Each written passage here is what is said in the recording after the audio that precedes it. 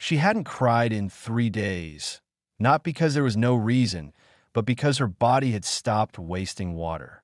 Now, crouched inside the shattered ribcage of an ancient mining crawler, its rusted limbs twisted into the sand like a fossilized beast, Leora Vena watched something her fractured mind refused to accept. The man. He stood alone in the distance, bare-chested, barefoot, and very much alive. Her heart beat louder than the wind. No, that wasn't possible. She blinked hard. Once. Twice. The heat didn't change. The vision didn't fade. He was real, and he was building. With his hands. Not tech. Not drones. Not anti-grav lifters or nano-weave struts. Just stone.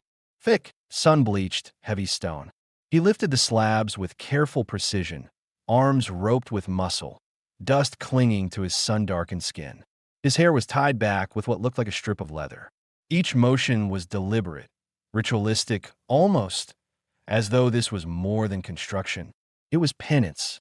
The wind shifted, and grit hissed against the metal shell she crouched inside. It stung her skin, already raw and flaking from exposure. Her cloak was shredded, her silver-blue arms scraped and bruised, her feet blistered inside cracked survival boots. She was starving, her gut cramped in waves. The last thing she'd eaten had been half a root she couldn't identify, bitter, fibrous, probably toxic. Her body didn't care. This had to be a hallucination. It had to be, but the dust clung to him the same way it clung to her. His chest rose and fell in rhythm with the wind. His hands bled where the stone scraped them. Hallucinations didn't breathe.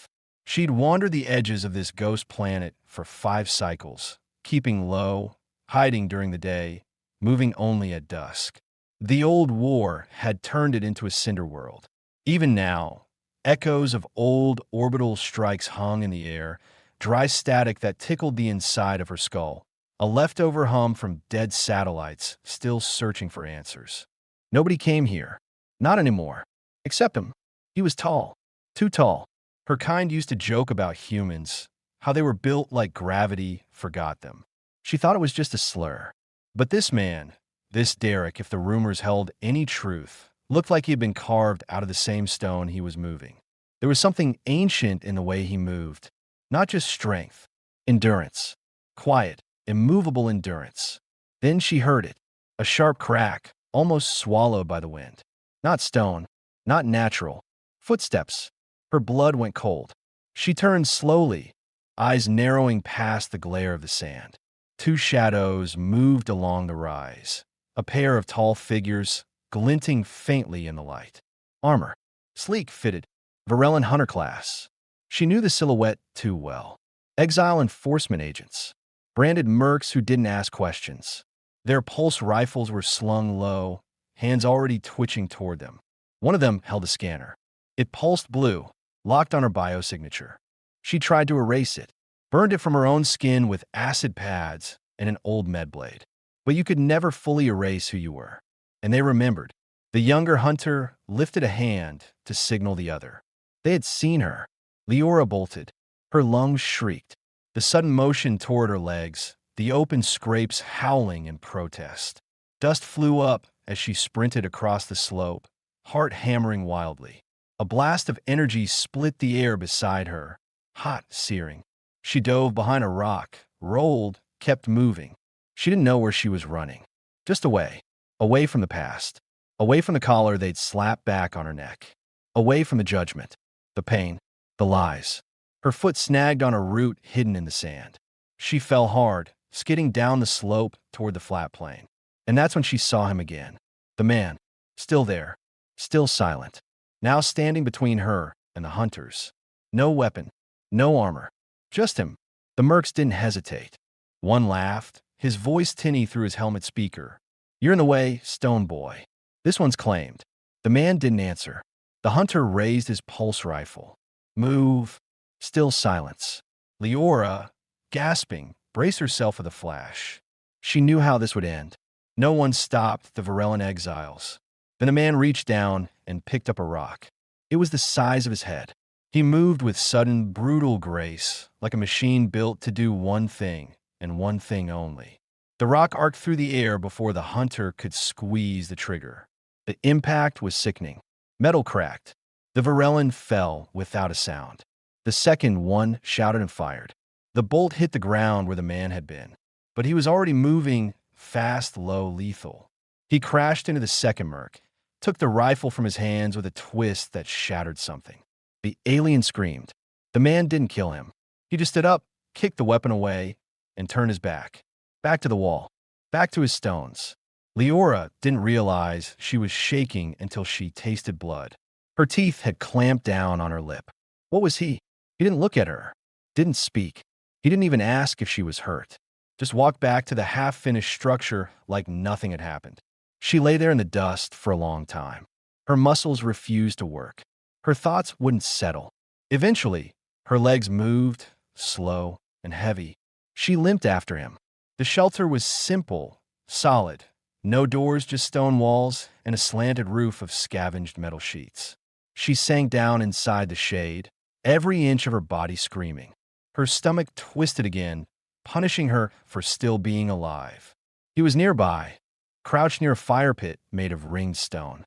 He didn't glance at her, didn't ask who she was, just added fuel to the flames and sat, knife in hand, sharpening the blade in slow, precise strokes. His movements were clean, efficient, quiet. Everything about him was deliberate. He smelled faintly of sweat, smoke, and dust. Nothing artificial. She watched from her corner, silent. Her fingers trembled. She didn't know whether from fear, adrenaline, or hunger. A crackling sound, something on the fire. Meat. She didn't know what kind. Didn't care. He didn't offer her food. But after a while, he stood, took a small piece, and set it down on a flat rock near her without a word. She hesitated. Pride, shame, caution, they all fought inside her. But hunger won. Her hands shook as she reached out. She ate too fast. Choked once. Tears welled without warning. He didn't look at her, just kept sharpening his blade. Later, when the sun dipped low and the winds grew colder, he placed a thin woven cloth near the fire. He didn't point to it, didn't motion her closer. He just was. She watched him for a long time, studied the hard lines of his body, the calm rhythm of his breath, the way he folded his tools like they mattered. Like every action carried weight. She whispered to herself, so low he couldn't hear it. Just one night. I'll leave in the morning. But even she didn't believe that. Not really. Because something had shifted, something she hadn't felt in a long, long time. Hope. Morning came slow and harsh, with the kind of silence that only exists on dead planets. Leora stirred under the thin, woven blanket, her joints aching as she sat up. Her muscles were stiff, her skin burning where wind and sand had rubbed it raw. The stone beneath her was still warm from the fire that had burned low through the night, but the air had turned cold. Every breath she took carried a metallic dryness, like inhaling rust. The shelter around her was crude but solid, angled slabs of stone reinforced with salvaged alloy sheets. No doors, no luxuries, just a place to survive. She shifted, careful not to make too much noise. She didn't know what time it was. Days didn't feel the same here. This planet, whatever it used to be, no longer had proper rhythms. The sky was washed in a copper-orange haze, the sun bleeding through the dust clouds like a dying eye. And the man was still there. Derek. He was crouched near the edge of the wall, stacking new stones with his back to her. Shirtless again, as if the cold didn't touch him. His movements were quiet and rhythmic, almost meditative. Every action felt like a ritual, measured, intentional, slow. The kind of slowness that comes from someone used to enduring. Leora watched him for a moment, uncertain if she should speak. Her throat was dry, lips cracked. The thought of conversation felt foreign after so much time spent in silence or screaming. But he broke it first. "There's water," he said simply, without turning. His voice was gravelly but calm, like the stones he carried. She looked to where he'd nodded, a basin of dull gray alloy resting against the wall. She hesitated only a moment before crawling toward it. The water was clean, lukewarm but real. She cupped it with shaking hands, sipping slowly. Every drop felt like it cut her throat on the way down. She didn't thank him. Not yet. She wasn't sure if this was kindness or routine. Still crouched by the basin, she caught her reflection in the water's surface. Barely a face she recognized. Her silver-blue skin was dulled by dirt and bruises, the tribal markings across her cheekbones almost hidden beneath layers of dust. Her eyes, normally a luminous violet, looked dim now. Her braids were matted and tangled, sticking to her neck. She splashed water on her face, gasping as it hit her skin. Pain followed, sharp and stinging. He didn't look back. "What are you doing out here?" she asked finally, her voice rough and unfamiliar to her own ears. "Living," he said. That was it. She waited for more. An explanation. A name. A question. Nothing came. "You killed 2 armed mercs with a rock," she said. Still, no response. She frowned, sitting back on her heels. "You're not going to ask who I am?" He picked up another stone, set it into the wall, pressed his palm to it firmly. "If you wanted to be found, you'd have told me." The answer wasn't dismissive. It was simple, matter of fact, and somehow that made it harder to argue with. Leora exhaled and looked around the shelter again. There were signs of time here. Not weeks, years. Tools sharpened from scrap. Water basins collected from rainfall. A system. This wasn't a hiding place. It was a life. "You've been here long?" she asked. He finally glanced over his shoulder. His eyes were dark, deep, tired, long enough to stop counting. The words hit harder than she expected. Something about his tone. It wasn't bitterness. It was acceptance.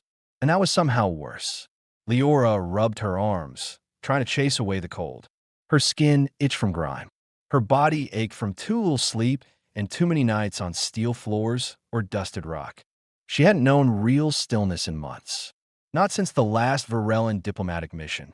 Not since everything shattered. She hadn't even noticed him watching her. "You're freezing," he said, standing now.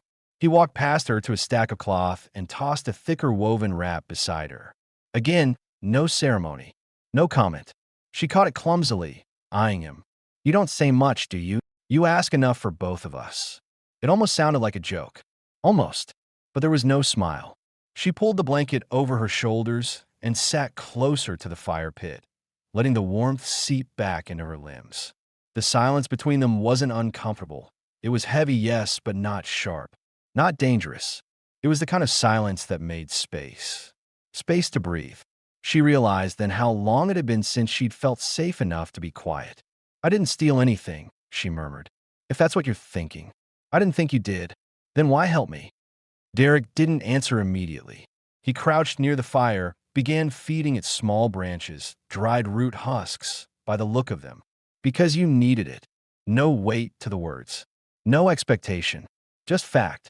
Leora looked away, blinking hard. That kind of answer always felt dangerous. Help without motive. That was the kind that broke people open. "I won't stay long," she said, more to herself than him. "Didn't ask you to."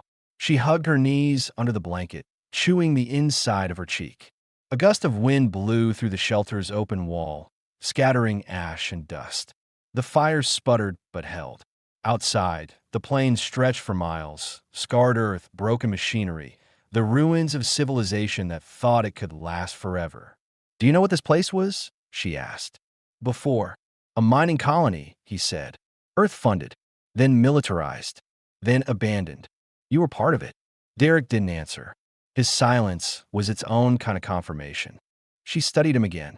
The way he moved, the strength in his hands, the quiet exhaustion behind every breath. He wasn't just surviving here. He belonged to this place. Like the stone and the dust, shaped by pressure, unchanged by time.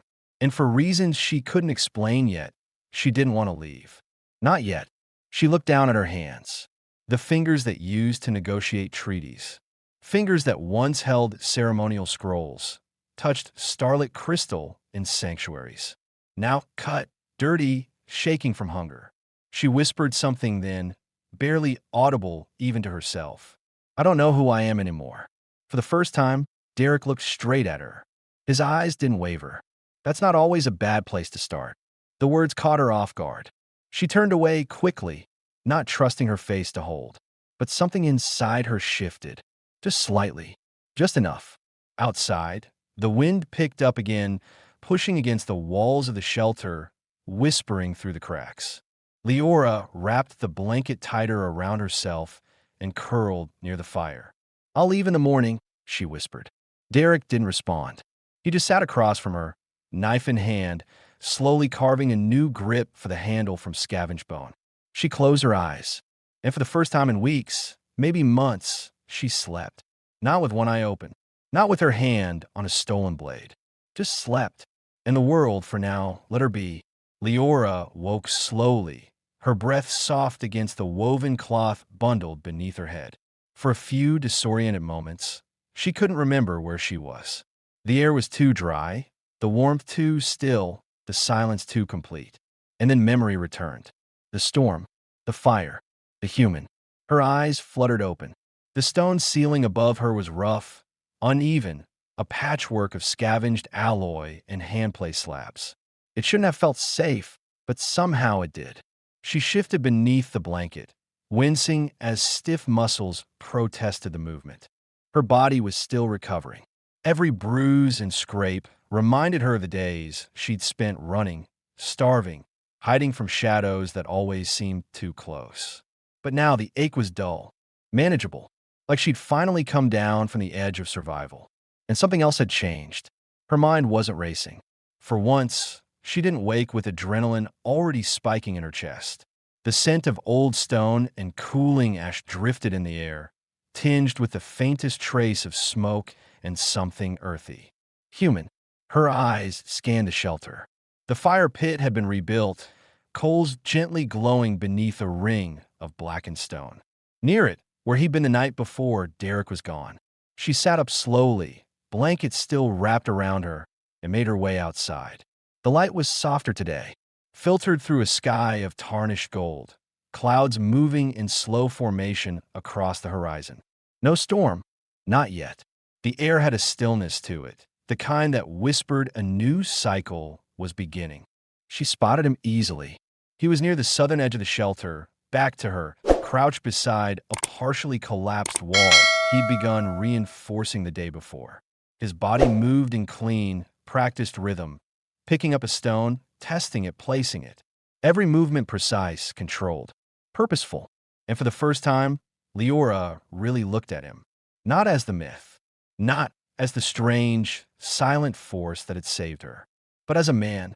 Derek's back was bare, dusted with a fine layer of grit and sweat that traced the curves of his muscles. His shoulders were broad, powerfully cut, and scarred. Deep, faded lines that hinted at stories she hadn't heard yet. His arms flexed with each lift, forearms corded with strength that wasn't just physical, it was earned, sustained, maintained through sheer necessity. There was no vanity in his body, no posturing. He hadn't built himself to impress.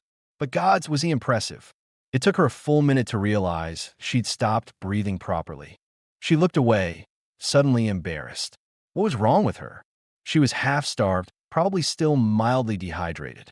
She hadn't had a conversation longer than a minute with another living being in weeks.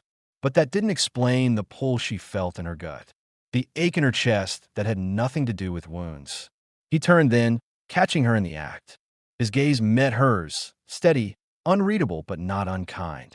"You're awake," he said. She cleared her throat. "So are you." He gestured toward the basin. "There's clean water. And food. Again, you'll need more if you want to heal." Leora nodded, then stepped to the basin, rinsing her face and hands. The water stung the open cuts along her knuckles, but it felt good. Grounding. When she turned back, Derek was lifting a jagged beam from the sand. He grunted softly as he hoisted it, muscles across his chest and abdomen shifting with the effort. She blinked and looked away again. "You're staring like a hatchling." But part of her didn't care. After everything she'd seen in the galaxy, the augments, the exosuits, the genetically engineered specimens, nothing had struck her quite like this man with dust in his hair and sweat on his skin, rebuilding the world with his bare hands. And the silence between them was no longer awkward. It was intimate. After breakfast, she found herself drifting toward him without meaning to. He was hammering a support pin into the base of a wall frame, the metal clinking softly with each strike. She watched the rise and fall of his shoulders, the tension in his jaw. Then she saw it, a thin gash along his forearm. Fresh. It looked like he'd dragged it across sharp metal. "You're bleeding," she said. He glanced down, unfazed. "It's nothing. You're going to lose function in that arm if it gets infected," she said, more sharply than she intended. He gave her a dry look. "I've had worse. That's not the point." Without waiting for permission, she stepped forward, fingers already reaching for the old med cloth tied around her waist. It had been cleaned the night before in boiling water. She used it now to gently press against the wound. Derek tensed slightly under her touch, but didn't stop her. The silence grew heavy again, but this time, it was her hands that were steady. She focused on the gash, cleaning the blood carefully.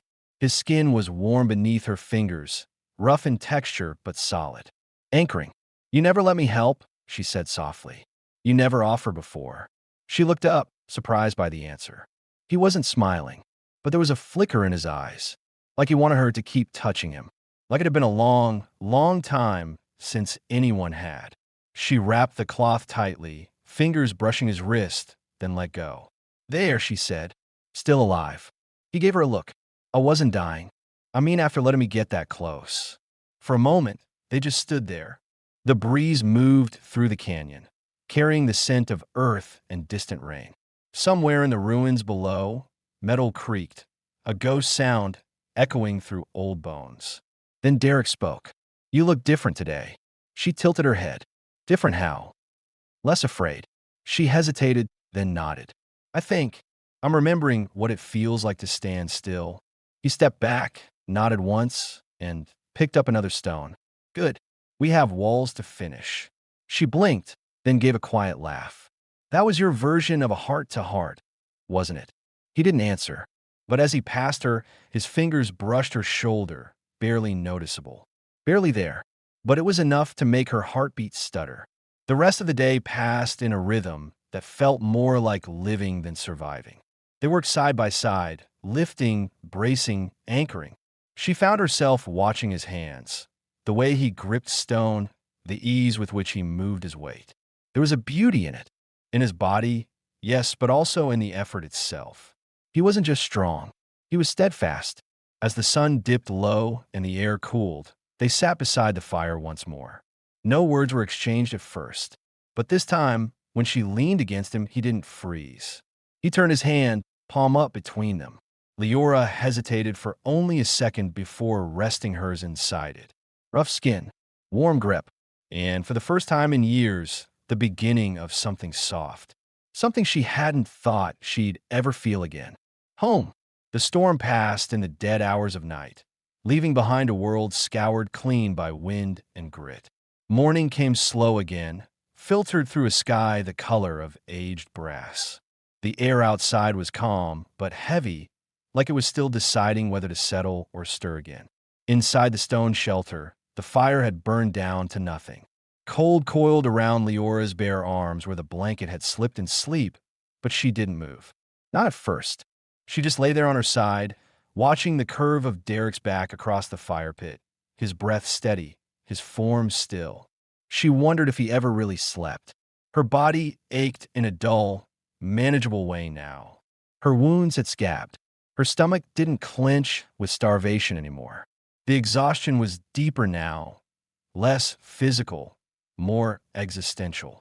The kind that comes after surviving something too long. She sat up quietly, careful not to wake him, then slipped outside to wash her face in the basin. The water stung the healing cuts on her skin, but the chill brought her fully awake. A new quiet pressed in from all sides, different from the tension of silence, more like a hush, a stillness between storms. She returned to find Derek already awake and tending to the fire. He looked up briefly when she entered, but didn't speak. She sat beside him. They passed a few minutes in quiet, long enough for her to gather the courage that had been building since yesterday. "I need to tell you something," she said. His movements paused, but he didn't look at her. "You don't have to." "No," she said firmly. "I do. I can't keep asking for your help without telling you who I really am." This time he met her eyes. "My full name is Leora Vena. I was born on Viral Prime, in the southern spires of the diplomatic caste. My clan was known for negotiating off-world treaties. Neutral observers, translators, peacemakers. That's what we were supposed to be. And Derek asked, and I believed in it. All of it. The mission, the honor, the balance. I trained since I was a child to be a bridge between species. I was fluent in 11 spoken dialects by the time I was 16. She drew in a breath. Then came Raylan 3, the treaty that was supposed to stop the resource wars in this sector. I was sent as an apprentice observer. Just observe and translate. But the talks collapsed. Sabotage, they said. Someone leaked coordinates to the Dominion. Half the camps were wiped out in less than a day. Derek didn't interrupt. He listened the way he built, still and solid. I wasn't even at the center. I didn't see the fire until it reached the trees, she said, her voice cracking slightly. But I was one of the last left breathing, and someone had to take the fall. They blamed you, he said flatly. They needed someone to blame, she corrected. And a young, low-ranked diplomat with no political allies and no surviving witnesses was a perfect option. They called me a traitor, said I sold coordinates for credits. But I didn't. Her hands were clenched in her lap now. I ran, escaped custody before the extradition order went out. But the bounty, she gave a hollow laugh. Apparently, I'm worth more dead than captured now. So I haven't stopped running since. She looked at him. That's who I am. That's why the hunters found me. Why they'll come again. Derek watched her in silence. His eyes didn't narrow. His expression didn't shift. It made her nervous, the way he just took the weight of the truth and didn't react. When he finally spoke, his voice was quiet. I believe you. That made her go still. Why? She asked, more than a little disbelieving. Because no one who sells out their own people ends up crying into a food ration and refusing to sleep with both eyes closed. She stared at him. You notice that? I notice everything, he said simply. He turned back to the fire. The conversation could have ended there, but she didn't want it to. Not yet. What about you? She asked. You said you've been here long enough to stop counting. But who were you before this? Derek was quiet for a long time. The fire cracked softly between them. I was born on Earth, not the cities, what was left of the green zones. My mother taught me how to build from mud and ash when I was 5. Said the bones of the world always come back. You just have to know how to stack them. He looked into the flames as he spoke, like they showed him something only he could see. Later, I was recruited into the Colonial Frontier Engineering Corps. Built outposts, bridges, drop shield towers, landing pads. Then came the fall of Adranis. He let that sentence hang like something sacred. You were there, she whispered. He nodded. It wasn't just an ambush. It was a slaughter. Half my unit died, trying to hold the landing corridor for evac. The rest died when the orbiting satellite collapsed. I was supposed to board the last dropship, but I didn't. Why? Because the ones who died trying to hold the line deserved to be remembered. Someone had to stay. Someone had to bury them. Leora felt a chill that had nothing to do with the wind. You built the memorial, didn't you? The cairns, the stone markers. I've seen them in the wreckage. He gave a small nod. One for each name I remembered. She felt something in her throat tighten. And after that, he shrugged. No one came back. No rescue teams. No follow-ups. Just silence. So I kept building. Kept fixing what I could. Planting things when the rains came. Fought off scavengers. Hid from raiders. Built. His voice didn't tremble. But his eyes had the look of someone who'd forgotten what softness felt like. You thought you'd die here, she said. I still might. No. She shook her head. Not alone. She surprised even herself with that. Derek didn't respond, but something flickered in his expression. A shift so small most people wouldn't notice. But Leora did. She reached for the flask of water beside her and took a long sip, trying to find the strength to keep going. I meant what I said before, she added. I don't know who I am anymore. But maybe that's okay. Maybe it's not about remembering who you were. Maybe it's about choosing who you want to be next. She looked at him again. He hadn't moved, but he was listening. She could feel it in her bones. You chose to be a builder, she said. Maybe I can choose to be something too. For the first time, Derek smiled. It was small, brief, but real.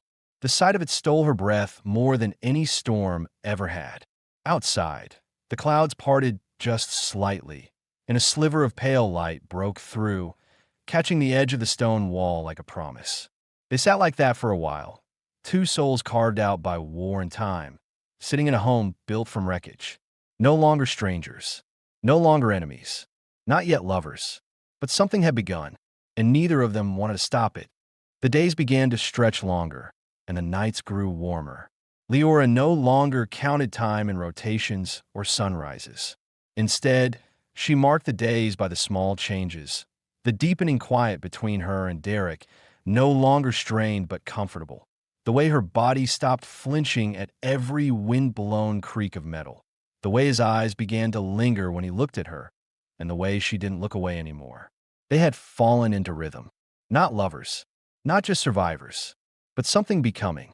That afternoon, the sky had turned pale and heavy, clouds pressing low and still, threatening rain that never came. The air was charged, humid but still dry on the tongue, the kind of atmosphere that carried silence like a held breath. Derek was working on a sidewall, reinforcing the eastern beam that had started to crack after the last storm. He grunted softly as he lifted a fresh slab of stone, bracing it with one arm while securing it with rope and metal pins. Leora sat nearby, sorting scavenged fasteners by size and wear, her fingers dusted in grime, a smudge of ash on her cheek. She had never imagined she'd feel at peace in a place like this, half buried in dust, far from any civilized system, surrounded by ghosts and rusted metal. But here, sitting in the shadow of a wall they had built together, her knees stained, her muscles aching pleasantly from honest labor, she felt more herself than she had in years. She looked up from her work and watched him, not just with curiosity anymore. He was stripped to the waist again, his skin marked with sun, grit, and memory. Each movement was deliberate, efficient. There was no wasted energy in the way he lifted, carried, balanced. He wasn't just strong, he was certain. And something about that certainty made something deep in her chest ache. But more than the muscles, the broad shoulders, the powerful arms, it was the way he moved like a man who had earned every scar, who carried his pain like stone, and still got up every day to build something new. He caught her watching and raised an eyebrow. What? She gave a small smile, amused by his tone. You're not built like a diplomat. He smirked. Neither are you. She laughed, really laughed, and he paused, surprised. What? She asked, wiping her hands. Nothing. Just, it's good to hear that. They finished the wall, just before dusk, securing the final slab as the light shifted to amber. Derek wiped his brow with a strip of cloth, then glanced toward the canyon below. His posture changed subtly, shoulders stiffening, gaze narrowing. What is it? Leora asked, stepping up beside him.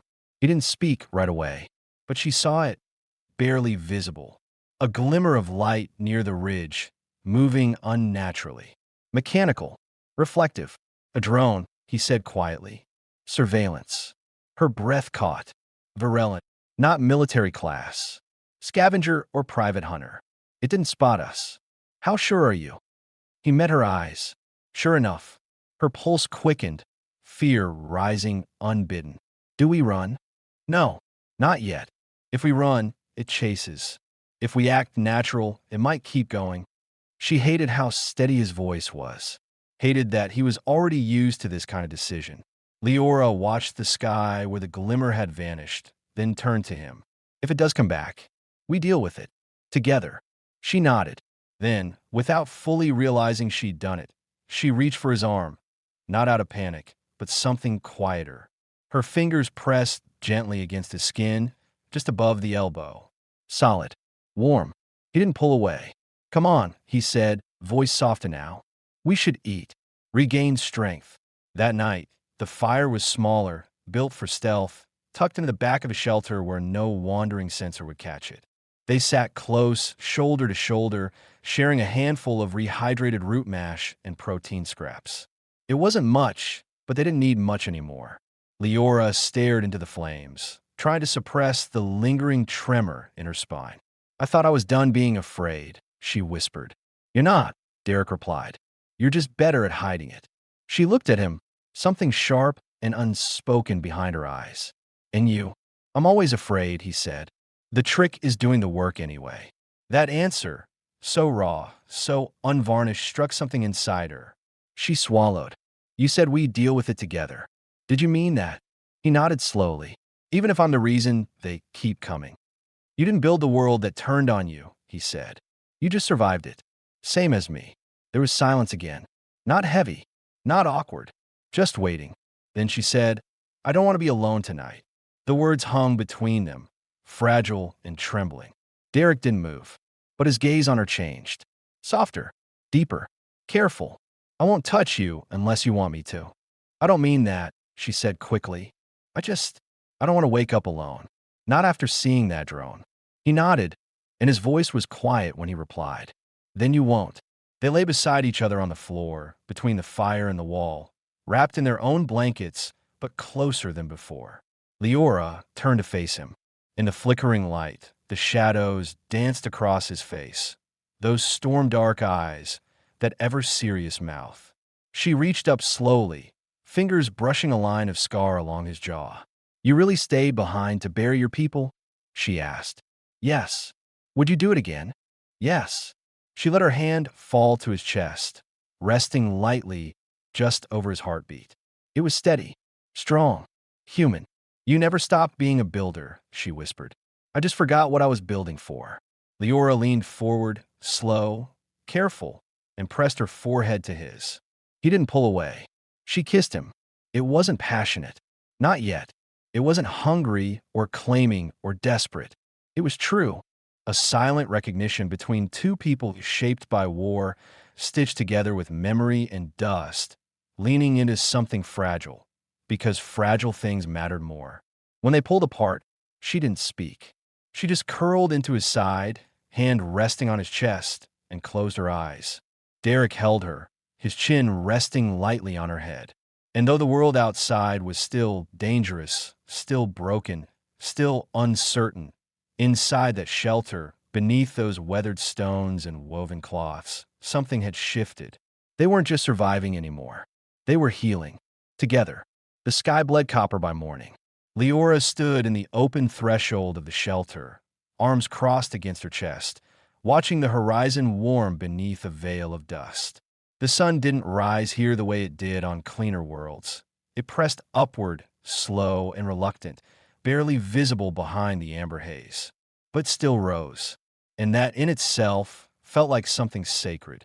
Behind her, Derek was already awake.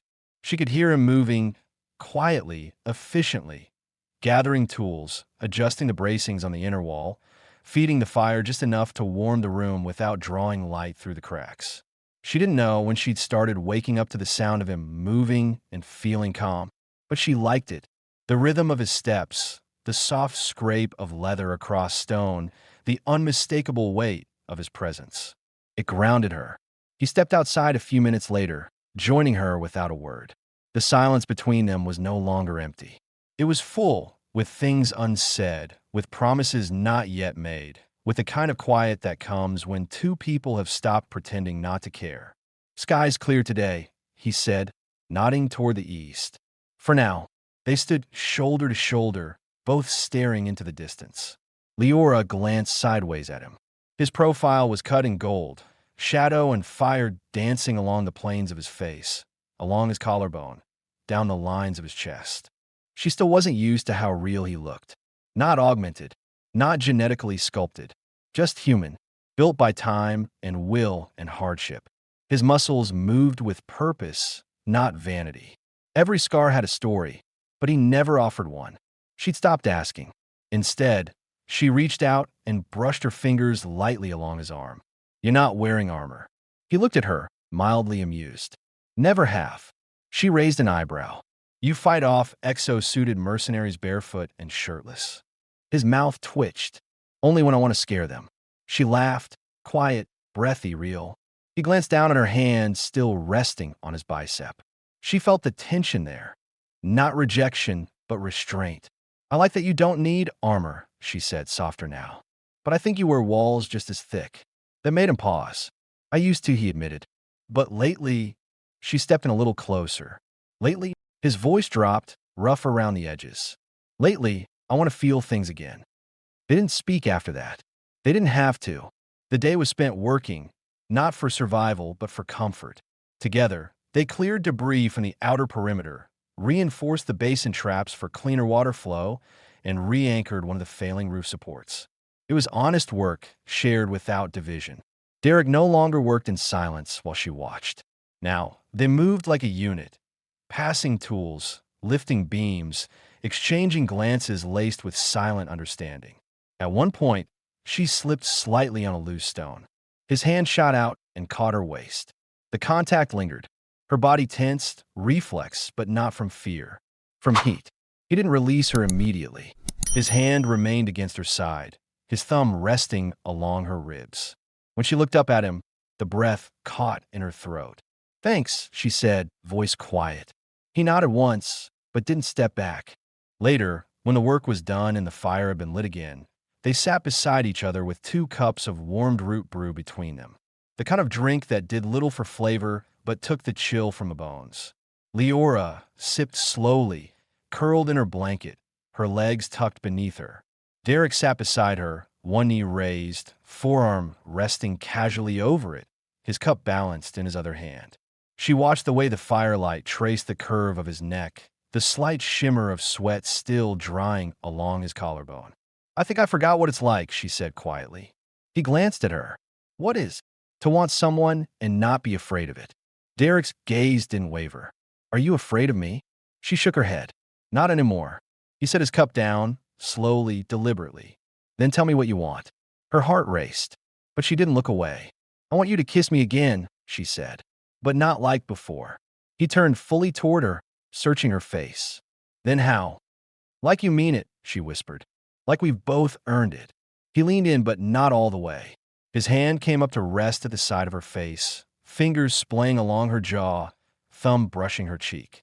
His touch was warm, steady, not hesitant now. Her breath caught at the contact. And then he kissed her. It wasn't rushed. It wasn't cautious. It was deep, slow, and intentional. The kind of kiss that spoke of long silences, of shared walls and hidden scars. The kind of kiss that said, "I've seen you, all of you, and I'm still here." Her hands found his chest, not to push him away, but to anchor herself. His heartbeat was strong under her palms. He tasted of smoke and dust and something simple, something real. His arms slid around her waist, pulling her gently into him, and she let him. Their mouths moved together, learning each other's rhythm without words. Heat bloomed beneath her skin, slow, rolling waves that built in intensity but never lost control. There was no hunger in it, just need, respectful, consuming, whole. When they finally pulled apart, their foreheads stayed touching, breath mingling in the fire-warmed air. "I'm not going to run," she whispered. "I'm not going to let you," he replied. She smiled against his lips. They curled beside the fire, tangled gently in one another, the blanket draped over them like a soft barrier from the rest of the world. The air smelled like dust and heat and survival, but also smelled like something new, like trust, like a beginning. Sleep didn't come quickly, but when it did, it wasn't restless, because for the first time since either of them could remember, they had chosen to stay. The days were longer now, not because the sun lingered in the sky. This planet's cycle had never been generous with light, but because the air had changed. The wind had softened. The silence had warmed. Even the dust didn't seem to cling so tightly. It had been weeks since the drone. No more flashes on the horizon. No more trackers or hunters. No alarms. No chase. Just time, and what they chose to do with it. Leora stood barefoot near the canyon edge, toes pressed into cool stone, her fingers wrapped around a small cloth pouch. The sunrise touched her skin, and though the sky was still bruised with rust and haze, the warmth felt genuine. Earned. Her hair, once tightly braided and tangled in dust, now hung loose down her back, brushed out by hand and time. The markings on her cheekbones, once half-faded beneath grime, had been carefully restored using crushed root and ash. Not to reclaim who she was, but to mark who she had become. Behind her, she heard the familiar sound of footfalls. Heavy, measured. Derek. He didn't call her name, didn't ask what she was doing. He just walked up beside her and waited. She opened the pouch. Inside were 5 seeds, small, pale, fragile-looking. Not valuable by galactic standards. But to her, they were sacred. Found deep inside the belly of an abandoned hydroponics unit 3 days ago. Derek had unearthed the unit by accident while digging near the southern cliffside, and when he cracked it open, she'd gasped. The seeds had been sealed, untouched, protected. Still think they won't grow? She asked, glancing at him. I think they might surprise us, he said. She smiled and crouched, pressing her thumb into the soil beside the first stone they'd laid together for the new garden wall.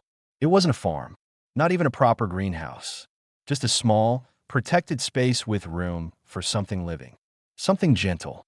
She planted one seed, then another. Carefully, slowly. Derek crouched beside her and helped, saying nothing. His fingers brushed hers as they pressed the last seed into the dirt. For a long time after, they just knelt there, hands dirty, foreheads nearly touching. I used to believe planting was a foolish act, she said softly. Why put something in the ground when you might have to run tomorrow? And now I want to watch it grow, even if I can't make it bloom. Derek looked at her, and the silence that passed between them was heavier than words. It wasn't the silence of survival. It was peace. Later that day, they shared a simple meal beneath the shade of a crude awning Derek had fashioned out of salvaged cloth and metal poles. A breeze stirred through, lifting the edges of the tarp and cooling their skin. Leora leaned against him, her hand resting against his stomach as he ate from a bowl in his lap. You still don't talk much, she said, smiling against his arm. He shrugged. I don't need to.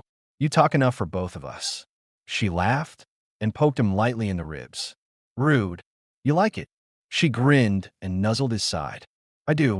They fell quiet again, but this time with laughter in their lungs and warmth in their bones. That evening, Derek led her to a place she hadn't yet seen. A narrow ridge beyond the eastern rise, just above the burial stones he'd set so many months, maybe years ago. She knew what this place meant to him. A place of memory, of silence, of ghosts. But something had changed here, too. The markers still stood, carefully maintained. But now there was a new one. A smooth stone, unmarked, planted beside the others.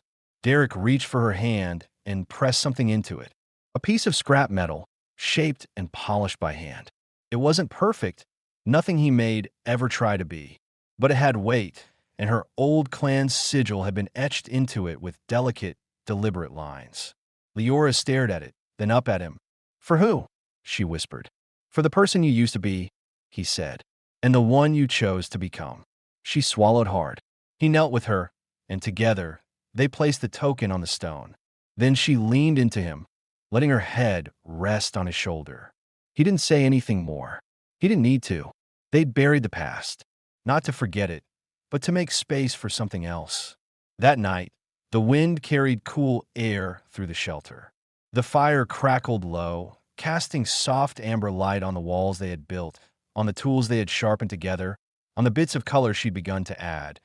Painted symbols, scraps of cloth, smooth stones arranged in quiet patterns. Leora sat curled beneath the blanket, her eyes on the fire, her thoughts somewhere both near and far. Derek emerged from the sleeping alcove, a fresh basin of water in his hands. He set it down, knelt beside her, and reached for her hands without speaking. She let him clean the dirt from her fingers. Then he kissed them, each fingertip, slowly, gently, reverently. Her breath caught in her throat. When she looked at him, her gaze searching, he leaned forward and kissed her again, mouth to mouth, soft and lingering. Not the kiss of hunger or fear or release. The kiss of home. She breathed into him, her fingers rising to curl at the back of his neck, drawing him closer. The heat that had simmered between them for days, no weeks, finally found form, not in flames but in glow. A slow, radiant warmth that spread through her chest, down her spine, pooling in the quietest, most private places of her body.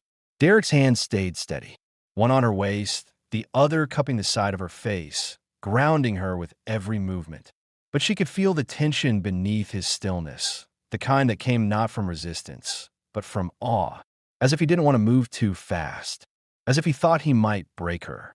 Leora smiled against his mouth, then gently pushed at his shoulder until he leaned back, reclining on the blanket-covered stone. His eyes followed her as she rose up on her knees and moved to straddle him. Derek inhaled, sharply, softly, but didn't speak. He didn't need to. His hands found her hips, holding her like she was both fragile and holy. She brushed her fingers over his chest, marveling again at the way his body was built, not sculpted, not perfected by artificial design, but formed by labor and loss. Each scar was a memory, each muscle a choice. She trailed her palms across the landscape of him, like she was learning terrain by touch. "I've never done this before," she whispered, voice raw and unfiltered. He looked up at her, steady as always. "Been with someone?" She shook her head. "Not like this. Not with someone who sees me." His thumb stroked a slow arc at her hip. "Then let me see you. All of you." She exhaled shakily and leaned down again, their foreheads brushing, her body sinking against his. She kissed him once more, deeper now, less measured. Her hands slid into his hair, and his arms encircled her back, pulling her against him as if he couldn't bear a single inch between them. And still, they didn't rush. There was no frenzy in their movement, only the rhythm of breath, the exploration of skin on skin, the sacred patience of two people taking the time to memorize what it meant to feel safe, to feel chosen. Leora's lips found the curve of his jaw, the scar above his brow, the place behind his ear where his breath hitched when she lingered. She had never felt so powerful, not because he submitted, but because he allowed her in, because he trusted her with his stillness. Her hips rolled softly against his, and his hands slid to her lower back, anchoring her in place. She felt his restraint, coiled, tight, but also the way he was yielding to her, letting her lead. The dynamic between them shifted, not from dominance or control, but from balance. He had protected her with his body. Now she was offering hers in return. They moved in tandem, slowly, with deepening rhythm. With every breath, every shift, every sigh, they remade the shape of their bond. What had started in stone and blood and fire was now remolded in touch, impulse, in trust. Leora buried her face in his shoulder, her breath hot against his skin. He cradled her with both hands, one sliding up her spine, the other pressed flat against the base of her back. She rocked into him, not chasing pleasure, but sinking into presence. And when she gasped, quiet, stunned, overwhelmed, it wasn't from shock or shame. It was from wonder, from the realization that she wanted this. All of it. Him. "I didn't know it could feel like this," she whispered, voice breaking open. "Like what?" he asked, lips at her temple. "Like coming home, in someone else's arms." Derek exhaled against her skin. They stayed like that long after, entwined, breathing, still. Eventually, she shifted, resting her head on his chest, letting her legs tangle with his. His fingers drew idle patterns along the inside of her arm. Nothing was rushed. Nothing was asked for. He simply held her. And in that holding, Leora felt something settle in her chest, a weight she'd carried across planets, starships, and broken treaties finally let go. She whispered into the quiet, "Stay. Don't build anything else tonight. Just stay with me." Derek didn't answer. He didn't need to. His arms tightened around her, his mouth pressed to the crown of her head. And she knew he was no longer the man who lived in ruins. She was no longer the woman who ran from them. There was something new now, built not from stone, but from choice.